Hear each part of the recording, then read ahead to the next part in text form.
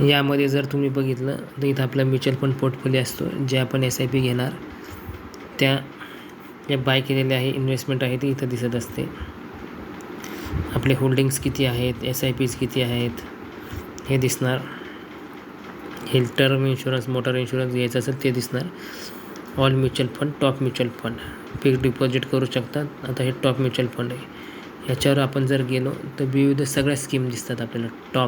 ज्या टॉपच्या स्कीम आहेत त्या फ्लेक्सी कॅपमधल्या, लार्ज अँड मिड कॅपमधल्या, value contra, mid cap, small cap, multi cap, tax saving कोणकोणते फंड आहेत, लार्ज कॅप, ॲग्रेसिव्ह फंड, हे सर्व तुम्हाला इथं टॉपचे आहे ते स्टडी तुम्हाला इथं दिलेले असतात. आता इथं गेलं ऑल म्युच्युअल फंड. जवळपास भारतामध्ये 44 AMC आहेत. उदाहरणार्थ SBI आला, कोटक आला, निप्पॉन आला, ॲक्सिस आहे, HDFC आहे, मोतीलाल ओसवाल आहे, बरोदाचे आहेत, कॅनरा बँकेचे आहेत. हे फंड असतात आणि त्याच्या स्कीम बघा सगळ्या 4718 स्कीम यामध्ये तुम्हाला आहेत. जे बाय करायचे तुम्ही ते करू शकतात. आता उदाहरणार्थ आपण एखादा बघा एक फंड दाखवतो, SBI large, SBI large and mid cap fund. तर याचं सर्व दिसतं तुम्हाला. ऑलमध्ये गेलं तर आतापर्यंत किती 2006 पासून स्कीम आहे. जवळपास 1100% रिटर्न दिलेत. 10 वर्षात किती दिले ते दिसतात. फंड साईज किती आहे हे बघा. हे पूर्ण कशी वाढलं पूर्ण तुम्हाला आलेख दिसतो.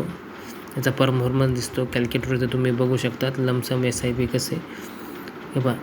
फंड साईज 23,443 करोडची आहे. मिनिमम लमसम जी आहे ती 5,000, कमीत कमी 5,000पासून तुम्ही कितीही करू शकतात. मिनिमम इन्व्हेस्टमेंट SIPमध्ये ₹100 कमीत कमी, त्याच्यावर 500, 1000, 50,000 किती SIP करू शकतात.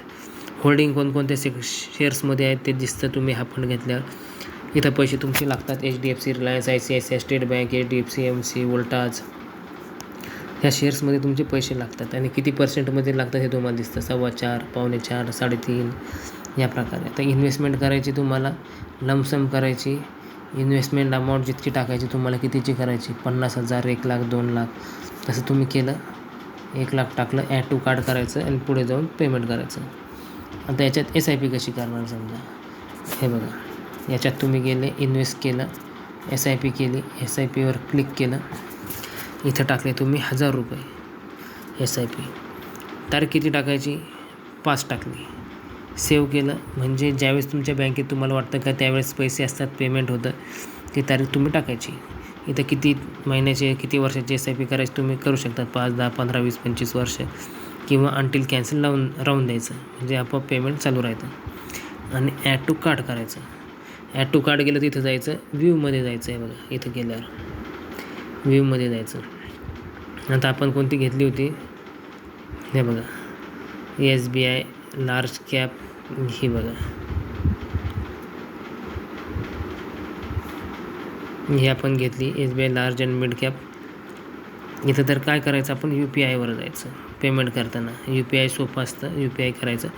आणि UPI ID जो असतो तो कोणता असतो, जो की आपला गुगल पे, फोनपे नंबर आहे. तर राईट साईडला गेलं तर त्याच्या खाली तुम्ही क्लिक केलं तुमच्या मेन प्रोफाईलवर, त्याच्या खाली आपली UPI ID दिलेली असते. जी बँक इथं रजिस्टर केली आहे त्याच गुगल पे, फोनपेचा तुम्ही UPI ID घ्यायचा आणि तो तिथं टाकायचा. जसं की आपलं नाव असेल आणि काहीतरी हे असतं @ वगैरे, त्या प्रकारे टाकायचं. 1, 2, 3 UPI ID करायचं आणि पे नाव करायचं. पे नाव करून प्रोसेस करायची तुम्ही.